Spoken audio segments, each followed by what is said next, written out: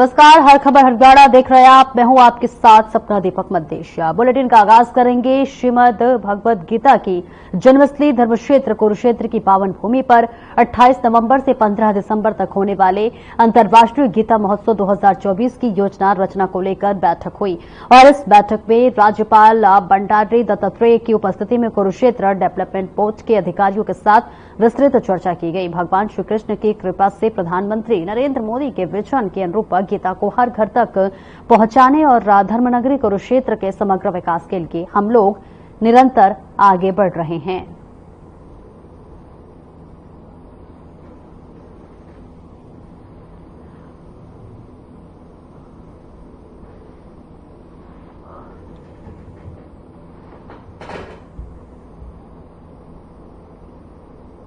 और कुरुक्षेत्र में मुख्यमंत्री नायब सिंह सैनी ने कांग्रेस पर निशाना साधा। उन्होंने कहा कि कांग्रेस झूठ बोलती है, उसका पर्दाफाश हो चुका है, कोई भी उस पर विश्वास नहीं करता। कांग्रेस हताश निराश हो चुकी है और कोई भी इसे घास नहीं डाल रहा है। कुरुक्षेत्र के गीता ज्ञान संस्थानम में मुख्यमंत्री ने विभिन्न धार्मिक सामाजिक संस्थाओं और संतों के साथ गीता जयंती के आयोजन को लेकर बैठक की और अंतर्राष्ट्रीय गीता महोत्सव 28 नवंबर से कार्यक्रम शुरू होगा।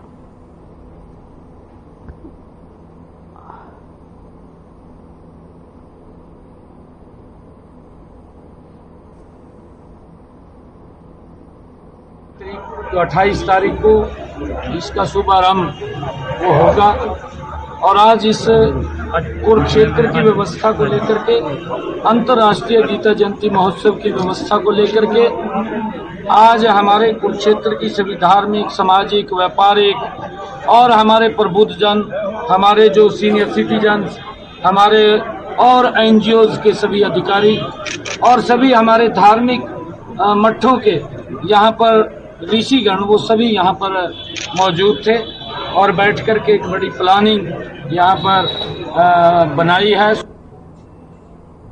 लोकसभा अध्यक्ष ओम बिरला के जन्मदिन पर हरियाणा के मुख्यमंत्री नायब सिंह सैनी ने उन्हें बधाई दी। सीएम ने अपने सोशल मीडिया प्लेटफॉर्म ट्विटर पर पोस्ट किया। उन्होंने लिखा कि लोकसभा अध्यक्ष ओम बिरला को जन्मदिन की हार्दिक शुभकामनाएं और बधाई। लोकसभा संचालन की आपकी कार्यशैली और सहज सरल व्यक्तित्व हम सभी के लिए प्रेरणादायी हैं। आपके सुदीर्घ और सुमंगल जीवन की शुभकामनाएं, मंगल कामनाएं।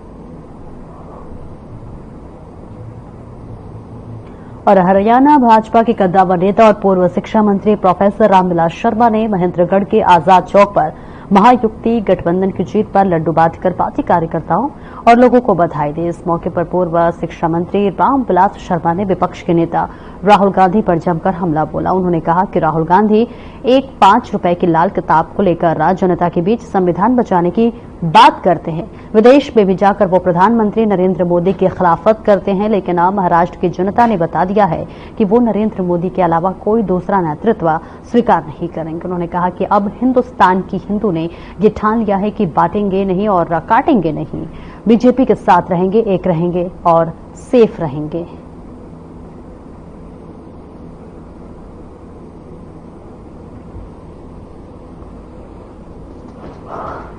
महेंद्रगढ़ के सभी कार्यकर्ताओं ने आज महाराष्ट्र में, यूपी में 9 विधानसभा का चुनाव था और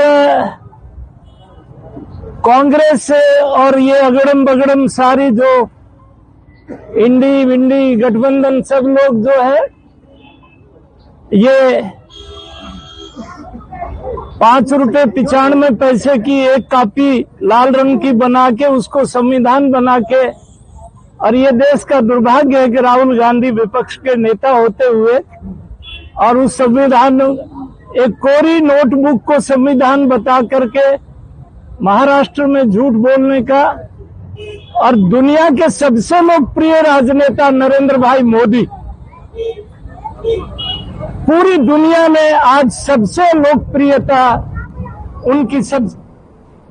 और दादरी विधायक सुनील सांगवान ने महाराष्ट्र विधानसभा चुनाव में बीजेपी की जीत पर प्रसन्नता जाहिर की है। उन्होंने अपने बयान में कहा कि महाराष्ट्र में बीजेपी को जीत के बाद विपक्षी फिर से ईवीएम में गड़बड़ी का संदेह जाहिर करेंगे। पार्टी के बारे में कहा कि कांग्रेस के पास ना कोई नीति है ना कोई नीयत है। देश प्रदेश की जनता प्रधानमंत्री नरेंद्र मोदी की नीतियों पर विश्वास करती है। विधायक सुनील सांगवान ने कहा कि हरियाणा प्रदेश में भाजपा की तीसरी बार सरकार बनी है और ये भाजपा की जन कल्याणकारी नीतियों का परिणाम है। में बीजेपी पूर्ण बहुमत को पाने जा रही है और ईवीएम विपक्षी दल आज ईवीएम पर फिर संदेह जताएंगे। विपक्षी दलों को मैं एक सलाह देता हूं कि वो ईवीएम पर कसूर डालने की बजाय वो खुद में मंथन करें कि उनमें कहां कमियां हैं। ये हरियाणा में हुआ, ये महाराष्ट्र में हुआ, ये झारखंड में होने जा रहा है। हिंदुस्तान की जनता, किसी भी प्रदेश की जनता भारतीय जनता पार्टी पर हर इलेक्शन में विश्वास जता रही है और जताएगी। आदरणीय नरेंद्र मोदी की नीतियों पर विश्वास जताएगी। देखो 8 तारीख को काउंटिंग थी हरियाणा में।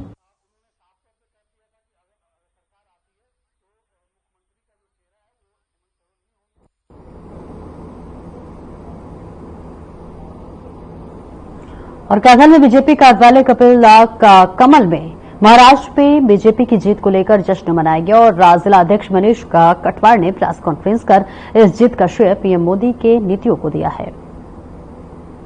भारतीय जनता पार्टी के कार्यकर्ताओं के लिए बड़ी खुशी की बात है कि महाराष्ट्र जो एक बड़ा राज्य है, जो भारत की राजनीति के अंदर अपना अहम स्थान रखता है, उस महाराष्ट्र की बहुमत से नहीं एक प्रचंड भारतीय जनता पार्टी वहां सरकार बन रही है। तो मैं जो हमारे महाराष्ट्र के वासी हैं उनको, जो सम्मानित मतदाता उनको और भारतीय जनता पार्टी के महाराष्ट्र के जो कार्यकर्ता हैं जिनकी मेहनत और लगन से ये जीत हासिल हुई है, मैं उन सबको बधाई देता हूं। और आज यहाँ कैथल में नहीं, हरियाणा में नहीं, पूरे देश में आज ये जश्न मनाया जा रहा है क्योंकि महाराष्ट्र हिंदुस्तान की राजनीति के अंदर अपना एक अलग स्थान रखता है। और वहां जो गठबंधन के रूप में जो विपक्षी दल सारे थे, उन सारों को इतनी बुरी तरह से लोगों ने हराने का काम किया है। और महाराष्ट्र की जनता ने साबित कर दिया कि मोदी जी के नेतृत्व पर आज भी जो लोग हैं वो भरोसा कर रहे हैं।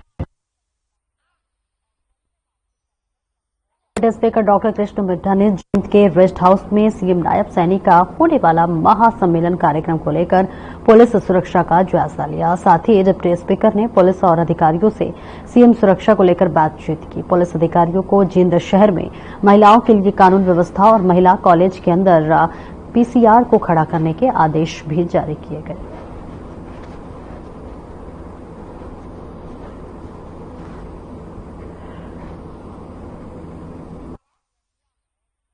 देखिए, आज विशेष तौर पर कल प्रांत के माननीय मुख्यमंत्री नायब सैनी जी आ रहे हैं।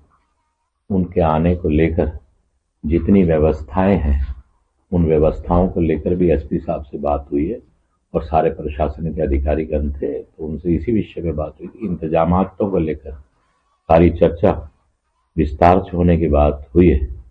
और उसके बाद में ये पहली मीटिंग हम लोगों ने लेने का काम किया है जिसमें एसपी साहब से चर्चा हुई है, क्योंकि हमारे प्रांत के माननीय मुख्यमंत्री जी का एक ही उद्देश्य है कि भय मुक्त हरियाणा बनाया जाए।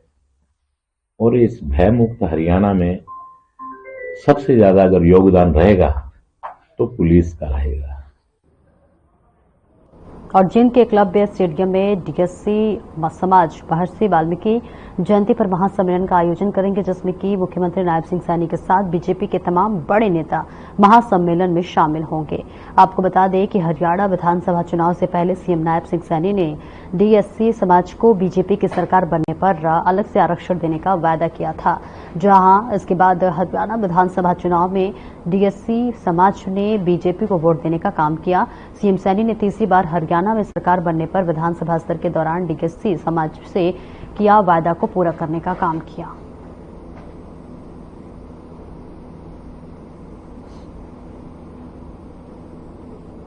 स्वर्गीय चौधरी भजन लाल जी की गवर्नमेंट में वाल्मीकि जयंती के अवसर पर इस मांग को मानना और शिक्षा और रोजगार में हरियाणा में भी हमें आरक्षण दिया गया। 42 बिरादरियां इसमें सम्मिलित थी डीएससी में और ओएससी में। उस समय वर्ग ए और बी था ये इसका नाम। उसमें 6 बिरादरियां थी और असमानताओं को दूर करते हुए 10-11 साल तक वो हमें आरक्षण का लाभ मिलता रहा। आरक्षण के लाभ के साथ साथ शिक्षा का लाभ भी मिला, परंतु एक व्यक्ति कोर्ट में चला गया हरियाणा पंजाब हाई कोर्ट के अंदर और उसने इस बात का अपील की कि आरक्षण में वर्गीकरण देना उचित नहीं है। कोर्ट ने उस बात को स्टे किया और हरियाणा और पंजाब दोनों स्टेट के अंदर वो वर्गीकरण का मामला रद्द कर दिया, स्टे कर दिया।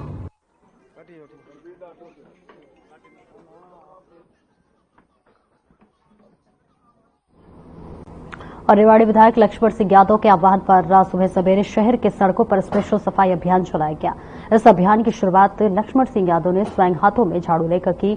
शहर को 4 अलग अलग हिस्सों में बांटकर चलाए गए इस अभियान में 4 टीमों का गठबंधन किया गया। इस दौरान विधायक लक्ष्मण सिंह यादव ने शहरवासियों का आह्वान करते हुए कहा कि इसमें इतने बड़े शहर को स्वच्छ बनाना अकेले प्रशासन का सफाई जो है योद्धाओं के हाथ में नहीं है।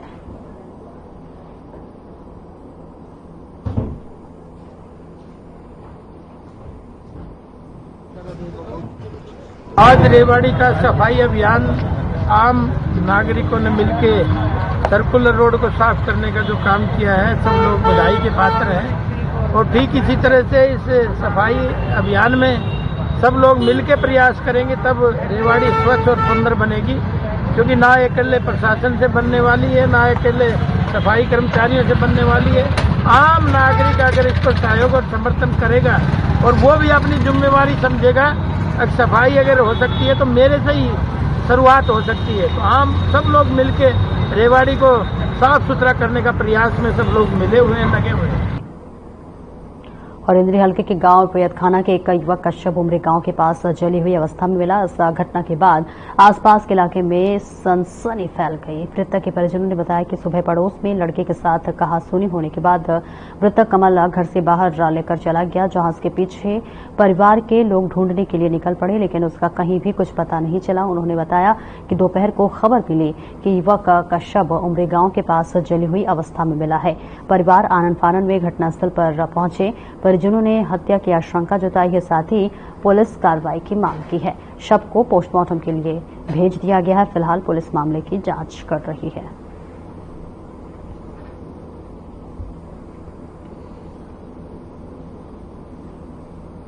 तो यहाँ पर मैं दोनों जी आगे मैंने देखा, आगे दोनों जी देख कर यहाँ बैठ गए। मेरे कह रहा चाची कमल गलत चल रहा। मक्का बेटे नुका 2 साल हुए, नुका ब्याह तो पहले का गलत है यो कवा। मका कौन छेड़ी इसने नू बता, नुका ये ज्योति के लोग गलत हरकत कर रहा कवा। मैंने कहा बेटे 2 साल हुए जी हरकत कर रहा तेरे साथ, तो तना आज क्यों बताया तना तना मेरे बच्चे का माँ मारा तना तो रहा का बतांदा मना मेरे का आदमी तो बतांदा, मेरे ते बतांदा, अपनी माँ ते बतांदा, अपने घर को तो बतांदा। हम समझाते अपने बच्चे ने तना 4 आदमियों के बीच में मेरे बच्चे का थप्पड़ मारा। सूचना मिली जी, हम तो नहीं था सब तो वही मिला। कौन सी जगह?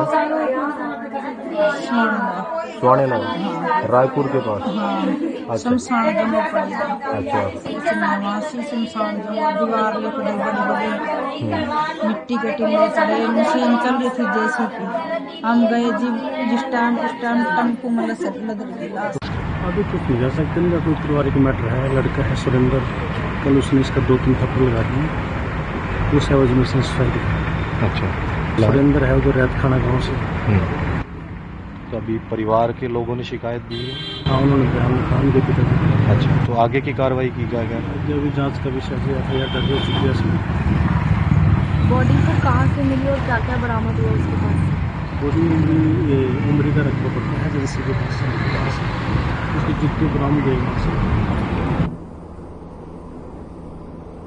और खबर फतेहाबाद जिले के आउटर एरिया की हंस कॉलोनी का है, जहां पर एक मकान की छत नीचे से गिर गई, जिसे छत के नीचे सो रहा व्यक्ति मलबे में दब गया। घटना में उसकी पत्नी और बेटे को भी हल्की चोट आई है और वही परिवार अब सरकार से मुआवजे की मांग कर रहा है। वही हंस कॉलोनी निवासी सुनील ने बताया कि वीरवार रात को परिवार के लोग सो रहे थे। रात करीब 12:30 बजे अचानक छत का एक हिस्सा नीचे गिर गया। धमाके की आवाज सुनकर स्थानीय लोग वहां पर इकट्ठे हो गए। पड़ोसी हुए इकट्ठे, एकदम से धमाके की आवाज सुनकर सभी उठ गए और मलबे से उस व्यक्ति को बाहर निकालकर अस्पताल पहुंचाया।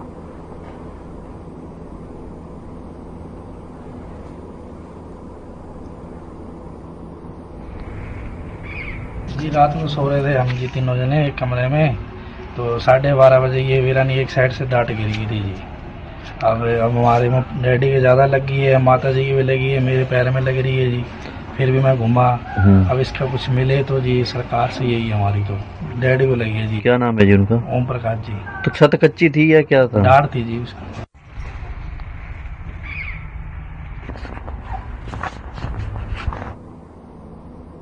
और कैथल ट्रैफिक पुलिस और प्रशासन पूरी तरह से अलर्ट मोड पर दिख रहा है, जहां लोगों के नियम न पालने पर आए दिन ट्रैफिक का पुलिस लोगों के चालान काट रही है। पिछले कुछ दिनों में ट्रैफिक पुलिस ने 100 से ज्यादा वाहनों के चालान काट दिए हैं। कुंडरी में विधायक सतपाल जंभ ने प्रशासन को हिदायत देते हुए कहा कि अगर कोई भी व्यक्ति बिना हेलमेट या फिर बिना कागजात के वाहन चलाता दिखे तो उस पर तुरंत कार्रवाई हो।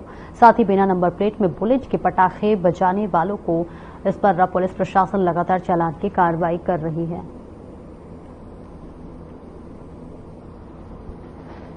ये ज्यादा नौजवान लड़के हैं जो बिना नंबर की मोटरसाइकिल रखते हैं, 3 सवारी बैठती हैं, हेलमेट लगाते हैं और बुलेट, खासकर उनकी तरफ ध्यान ज्यादा। बुजुर्ग आदमी है, कोई पुलिस चला जा रहा, लेडीज उसको नहीं चला जा रहा, आम लोकल दुकानदार है कोई, भाई यहाँ से आया हो कि आसमान लेने जाऊँ, उसको भी बता रहे हैं हेलमेट रखो। कुंडरी में आप कई दिन से देख रहे हो पुलिस आके हम आते हैं रोज, कोई नहीं दिखाई दे रहा। खासकर कुंडरी के अंदर से गायब हो चुकी है। एसपी साहब क्या देता अनुसार हमने बहुत ज्यादा चालान कर दिए, 80-82 चालान कर चुके हैं बुलेटों के। अभी शायद हमारा सुबह एक बुलेट। शिक्षित होंगे बच्चे तो बनेगा देश का भविष्य बेहतर, ये कहना है हरियाणा के डीजीपी शत्रुजित कपूर का।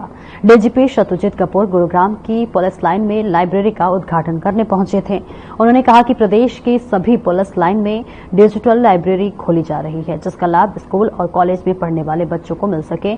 पुलिसकर्मियों के बच्चों के लिए इस तरह की लाइब्रेरी काफी सहायक सिद्ध होगी और इसके अलावा पुलिस लाइन में रहने वाले कर्मचारियों को भी इसका लाभ मिलेगा। वहीं पुलिस का भी ये प्रयास है कि इस लाइब्रेरी में आने वाले बच्चे फॉरेन की एक लैंग्वेज जरूर सीखें, जिससे उनका भविष्य बेहतर बन सके। लाइब्रेरी में कंप्यूटर, लैपटॉप सहित जरूरी उपकरण मुहैया करवाए गए हैं।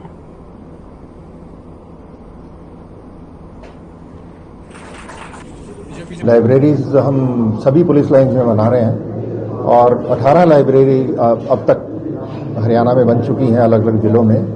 और हमारा प्रयास है कि सभी जिलों में हर पुलिस लाइन के अंदर एक लाइब्रेरी बच्चों के लिए हो, जो फैमिलीज के लिए और जो पुलिस के परिवार रहते हैं पुलिस लाइंस में, या डीएवी पुलिस पब्लिक स्कूल्स हैं हमारे, उनके बच्चों के लिए, तो वो लाइब्रेरी की सुविधा का लाभ उठा सकें और अपनी पढ़ाई कर सकें। जो बच्चे कॉम्पिटिटिव एग्जाम्स देना चाहते हैं उनके लिए कॉम्पिटिटिव एग्जाम्स की बुक्स अरेंज की गई हैं इनमें, और किंडल, लैपटॉप्स और बाकी जो इलेक्ट्रॉनिक आइटम्स हैं उनकी व्यवस्था की गई है।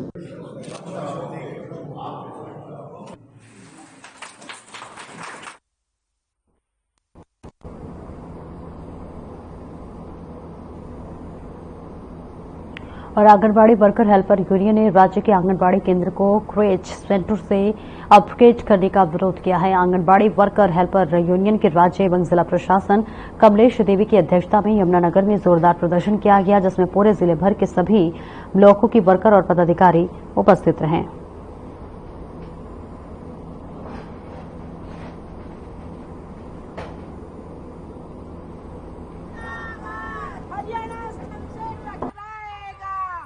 सर हमने रखी है अपनी, वैसे तो हमने मीटिंग रखी थी पर ये प्रदर्शन में बदल गई, क्योंकि वर्करा इतनी सरकार ने इतना वो कर दिया मजबूर इनको कि प्रदर्शन करने पे मजबूर होगी।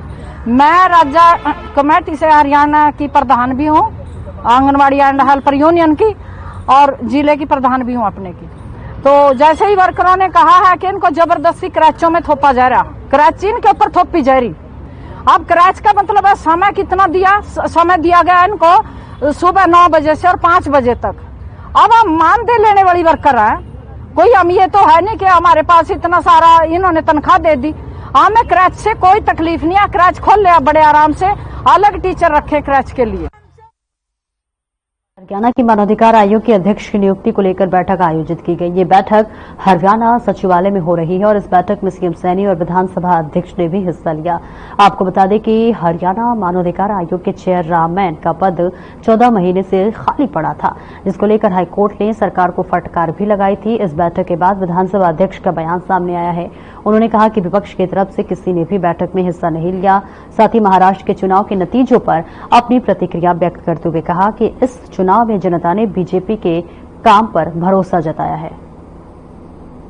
का पर्व है और लोकतंत्र के पर्व में चुनाव के दौरान लोग अपना फैसला करते हैं, तो निश्चित रूप से लोगों ने जो फैसला किया है वो विकास के नाते और जो भी गवर्नमेंट की पॉलिसीज रही होंगी पार्टी की, तो उनके ऊपर मोहर लगाने का काम किया है। सर, मानव अधिकार आयोग के जो चेयरमैन और सदस्यों को लेकर भी बैठक हुई है, कब से आवेदन की प्रक्रिया शुरू होगी सर? देखिए, एक प्रक्रिया काफी समय से ये चली हुई है और उसके को लेकर ही आज एक बैठक भी रखी गई थी, इसके ऊपर चर्चा हुई है। तो कब से सर आवेदन मांगे जाएंगे, क्योंकि 14 महीने से नहीं, वो प्रक्रिया चली हुई है, आज इसको आगे बढ़ाया है और आपके सामने सारा विषय आ जाएगा। सर, विपक्ष की तरफ से कोई शामिल नहीं हुआ सर इस मीटिंग में, क्योंकि ओपोजिशन का लीडर होना? हाँ, लीडर ऑफ अपोजिशन इसमें होते हैं, पर लीडर ऑफ अपोजिशन अभी तक क्योंकि अपॉइंट नहीं हुए, इसलिए वो बैठक में नहीं, उनकी तरफ से कोई नहीं आ पाया।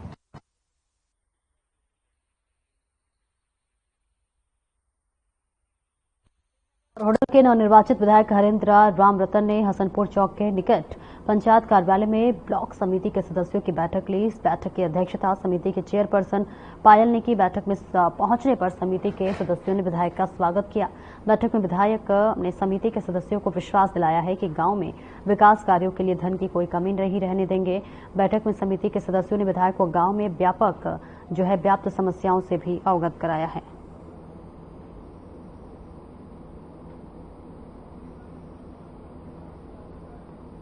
और जहाँ तक आज की मीटिंग का जो एजेंडा था, मैं विधायक बना हूँ। विधायक बनने के बाद में ये पहली मीटिंग जो ना आज रोहडल ब्लॉक समिति की रखी गई थी, क्योंकि इसमें जो पीछे कुछ काम अधूरे पड़े हुए हैं उनके विषय पर चर्चा हुई है। जो आगे जो फंड आया है उनके विषय में चर्चा हुई है।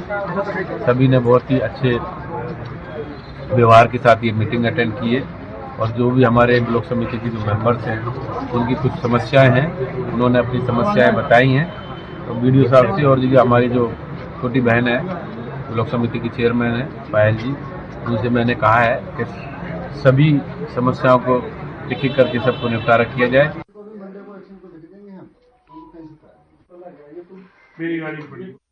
फरीदाबाद में एंटी करप्शन ब्यूरो ने बड़ी कार्रवाई करते हुए एक सब इंस्पेक्टर को गिरफ्तार कर लिया। दरअसल एंटी करप्शन ब्यूरो ने उससे करीब 20 लाख रुपए बरामद किए हैं, जबकि उसका साथी सब इंस्पेक्टर गाड़ी में बैठकर मौके से फरार हो गया। फिलहाल एसीबी इस मामले के दूसरे आरोपी के इंस्पेक्टर की तलाश में जुटी हुई है। दोनों आरोपी सब इंस्पेक्टर के फरीदाबाद सेक्टर 17 साइबर थाने में तैनात थे। एसीबी ने गिरफ्तार आरोपी के पास से 19,97,000 रुपए बरामद किए हैं।